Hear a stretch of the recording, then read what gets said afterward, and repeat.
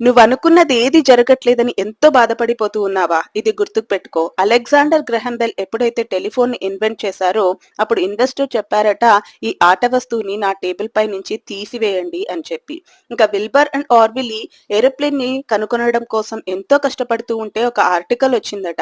ఆ ఆర్టికల్‌లో వీళ్ళని పిచ్చి మనుషుల్లాగా క్రేజీ పీపుల్ అని చెప్పి, పక్షులు మాత్రమే ఎగరగలవు అని చెప్పి ఎగతాళి చేశారట. ఇక మీకెంతో ఫేవరెట్ అయిన కార్టూన్ 'మిక్కీ మౌస్' కార్టూన్‌ని కనుక తీసుకుంటే అది ఎలా పుట్టిందో తెలుసా? వాల్ట్ డిస్నీ అనే అతను చర్చ్‌కి పెయింట్ వేస్తూ ఉండేవాడు. అతను నివసించే ప్లేస్ వచ్చి ఇన్ఫెస్టెడ్ ర్యాట్ ప్లేస్ అన్నమాట.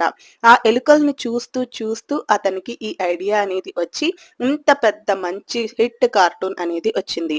ఇక 'gone with the wind' author Margaret Mitchell ఈమె నావెల్‌ని రాసిన తర్వాత అది రిజెక్ట్ అయింది. కానీ ఇప్పుడు అదొక సక్సెస్‌ఫుల్ నావెల్ అయింది హిస్టరీలోనే. సో, ఇప్పుడే కానీ డిస్కరేజ్ అవ్వకండి. మీ రిజెక్షన్స్ ఏవైనా ఉంటే దాన్ని ఆపర్చునిటీస్‌గా తీసుకోండి. ఇంకా కనుక తీసుకుంటే ఫర్న్ అండ్ బాంబూ ప్లాంట్స్‌ని తీసుకుంటే 2 ఒకేసారి నాటినా కూడా ఫర్న్ ఏమో వారంలో ఎదిగిపోతుంది. బాంబూ మాత్రం చాలా రోజులు తీసుకుంటుంది. ఇయర్స్ తీసుకుంటుంది ఎదగడానికి. ఈ ఇయర్స్‌లో ఇన్ని సంవత్సరాలు అది ఏం చేస్తూ ఉంది?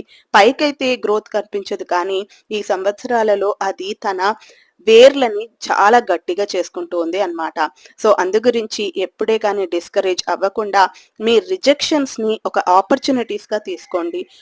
ఈ ప్రపంచం మిమ్మల్ని ఫెయిల్యూర్ గా చూడొచ్చేమో కానీ నీకు తెలుసు నువ్వెంత కష్టపడుతూ ఉన్నావని చెప్పి, ఇంకా యూనివర్స్ కూడా తెలుసు. సో, మీరిద్దరు ఎప్పటికీ చెప్పుకోకండి. లేటర్ మీ ఫెయిల్యూర్సే ఒక సక్సెస్ గా మీరు సాధించగలరు. అలానే రెసిలియన్స్ తో ముందుకు కనుక వెళ్తూ ఉంటే. ఇన్ని ఎగ్జాంపుల్స్ కూడా మనం చూసాం.